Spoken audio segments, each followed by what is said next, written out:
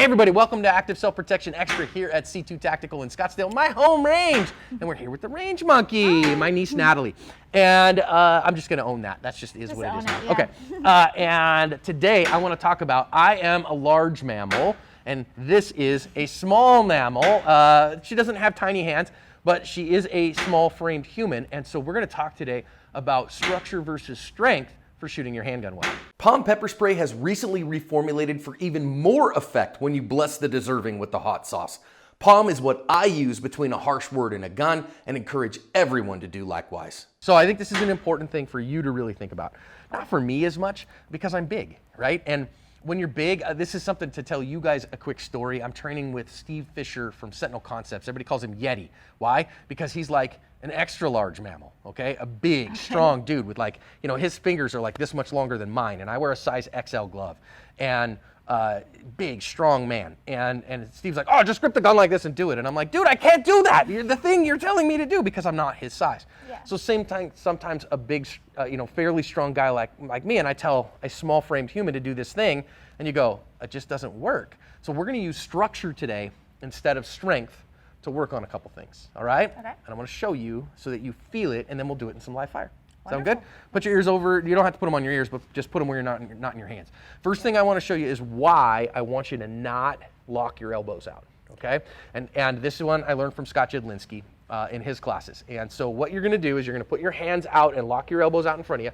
So I'm gonna put my hand in here, and you squeeze that hand as much as you can with your, lock your elbows, squeeze, right? And you're gonna hold it there. Yep. Okay, now you've even got some of the chalk on it, Yeah. okay?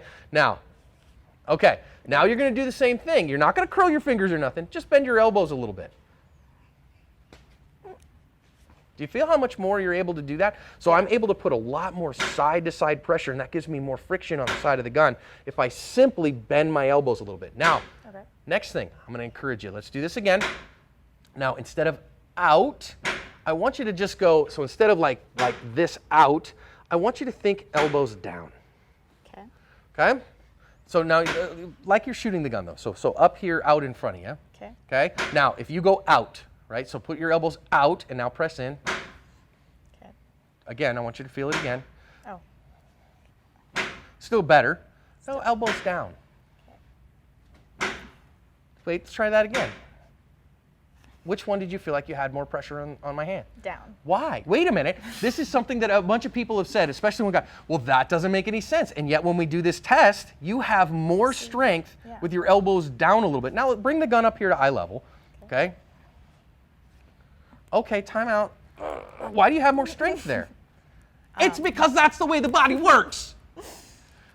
Quit yelling at me, YouTube. I'm hurt my homeschooled. feelings. I didn't know that. You're a homeschool kid. I'm homeschooled. So, first thing that I want you to think about is that idea of when I lock my elbows out, I really have zero ability to put any pressure this way. So and I don't need a lot. Just a little bit of bend lets me press in on the gun, okay? And gives me that strength. So that's a big one, right? Next thing that I want to think through, and we're going to work on these individually, right, is your structure. So if you're standing flat-footed like this, so you're standing with your feet shoulder width apart, okay, bend your knees just a little bit, but you bring your finger gun up. Go ahead, bring your finger gun up and up to you, right, so where the gun would be. Now, you're standing up, but your feet are shoulder width apart. I put some stress on you, and it knocks you off your feet, right? So it moves you back. Now, there's a couple ways that you can do this. I think there is a better one and a worse one. Right? Okay. So the worst one that people get taught all the time is then stick your butt out and bend yourself forward at the waist. So try that. So you're out there like this now. It's still going to knock you off your feet, right? Okay. Next one that's better than that is keep everything the same and then step your strong side foot back, which for you is your right foot. You're still going to keep your toes, your hips, your shoulders, and your nose pointed in the same direction. Now bring the gun up, okay? And now we've got that much. Now, again, can I push you over? Sure, eventually. But what did you feel from the difference there? I felt a lot more resistance when I could. You're a lot stronger from that position. It feels more like you're owning the gun than holding the gun. All right, now we're going to do this next thing. So a lot of smaller frame people, they tend to put the gun up, and because it's heavy, they kind of sway back like this to try to balance the weight here, all right? Instead, that same thing, what I want you to do is think about, if I need to step my strong side foot back, But I just want to bring the gun up here in front of me, and I don't want to sway my back. Because watch, if you do that, if you bring the gun up, but you've swayed back in order to keep that, that same thing happens, that I can push you pretty easy. And if you stop that sway back instead and just have good posture here, it's really a lot harder to push you. Does that make sense? Yeah. Last one, okay? And that is ducking my head versus keeping my head up. And this is an anatomy thing. Anybody, you've had like 4 jiu-jitsu lessons. Yeah, something like that. Something like that, right? Goes to jiu-jitsu with her dad a little bit. 2 years of karate. That's right, 2 years of karate. Like 4 jiu-jitsu classes. Okay, but even in 2 years of karate, right? So if I square up and it's time to fight, right? Am I going to square up and fight somebody with my head down like this? No, you lift your head up. Why? Because you can see better. Because I can see better. Hey, number one. But number two, because it's going to help you resist recoil better. Watch. So again, same thing. Finger guns up. Get your structure and all that stuff. Keep putting my toes there. Now, here's what I want to do. I want you to look through the top of your head. So I want you to really duck your head here. And okay, that's how much you got. Yeah. Now, same thing, but I want you to keep your eyeballs up now and just look through the center of your eyes. Do you feel how much difference that is? Yeah. It's a crazy amount of difference, just not dropping your head. I would say the single biggest difference is if I keep my posture upright. Okay. Watch. So watch this. I'm going to show you this. If you're comfortable pushing me around a little bit, that won't hurt your feelings. Okay. So if you put your hands on me like you're going to push me, and I just go like this and I drop my head. Go ahead, push me. No, push me up. Oh, dang it. Okay. I am twice your size, and you do that. Now let's do the same thing. Okay. Go ahead. Feel the difference? Yeah. What happened? I just picked my head up. You just picked your head up. That's all I did. Yeah. So I made a significant difference in how much I can resist. Now, it's a handgun. It's not the end of the world. However, what is our structural for small people? Is simply, if I need to, now what I wouldn't recommend is kicking this back foot back. Yeah. And the reason for that is, if you're going to resist recoil, right, you want to keep your hips square. If you were going to push a car, would you push a car like this? No. Why not? Because you're like, I can't generate any force here. All your power's going that way instead of this way. Exactly, right? So same thing. Think about, all right, so now if I was going to push a car, would I push it with my feet flat and square? Would I just stand here and push a car? I mean, no. Why not? Because I can't generate any force. All your power's right here. Exactly. So as a small human, you want to generate maximum abilities, right? Because you don't have a whole lot of mass backup or strength backup, so you got to use structure. Right? Okay, yeah. So biggest number one thing, if I'm your target, is knees, so my toes, my hips, my shoulders, and my nose are pointed at my target. I step my strong side foot back as much as I need to. You might have to experiment. Now, how wide a stance is good? A little experiment, maybe a little wider than shoulder width apart. Okay. If you want it, might be shoulder width apart, almost certainly not going to be narrower than that. Okay? Shoulder width, maybe a little wider. I know some people that like this wide karate stance. It's very good, Daniel-san. Okay, fine, try it, right? Okay, biggest things, I don't want to dip my head. I don't want to sway back. I want to stand upright, use this leg for structure, and drive the gun up in front of me. Okay. Okay?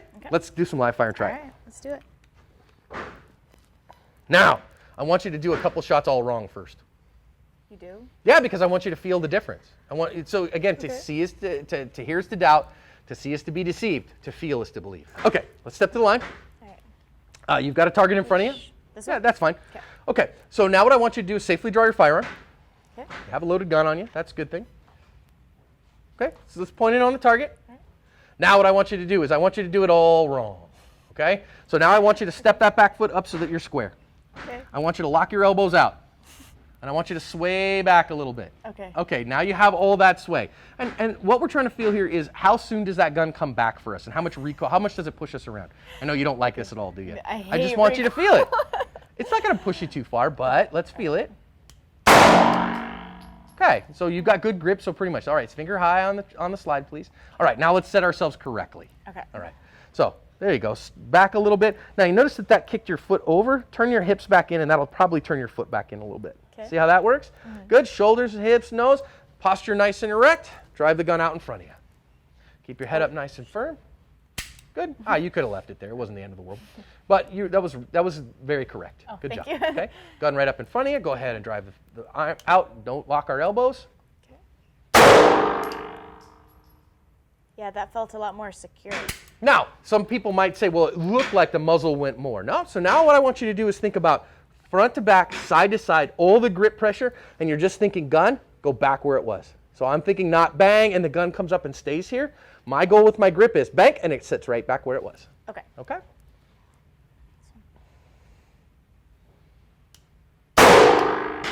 Easy day. Okay. Okay? So a little bitty person shooting a full-size gun, able to control that recoil. Now you're going to do that same thing and shoot me twos. Okay. Good structure. You got that, family. Decock and try again. See how now, when you're using that structure, it controls the recoil for you, and so that lets your front sight come back sooner, Yeah. right? Yeah. And that's what you're trying to do, is how fast can I see my front sight? Okay. Go ahead. Excellent, Nat. Especially for a brand new shooter. I mean, you're shooting about a 3/4 of a second split there. Oh, okay. Okay? Is that good? That's a great place to start. So what you're going to do now is I want you to think about, as soon as that front sight is anywhere inside the rear sight on that second shot, let it fly again. Okay. Okay? But I'm not going now. I'm going pressure, finish. Okay. All right, go ahead. Give me two. So the pressure. going- Pressure up as I finish. Then as soon as I see another one, as soon as I see it come back after I shoot, we're going to let it fly again as soon as I see it. Okay. Very good. And see how you're keeping them all in that 8-inch circle? Go ahead and holster up. Okay. Now, a little bit of structure. What did that do for you? It really made me feel like I had. It made me feel like I had more control over the gun and where it's gonna go. And I think that's a critical component, because when not only do you feel like you have control, but you actually have control, Yeah. then that gives you competence to shoot accurately with speed. And of course, we want to have accurate, fast fire because somebody's trying to kill us, right? Right. Cool. Good job, Monkey. Thank you.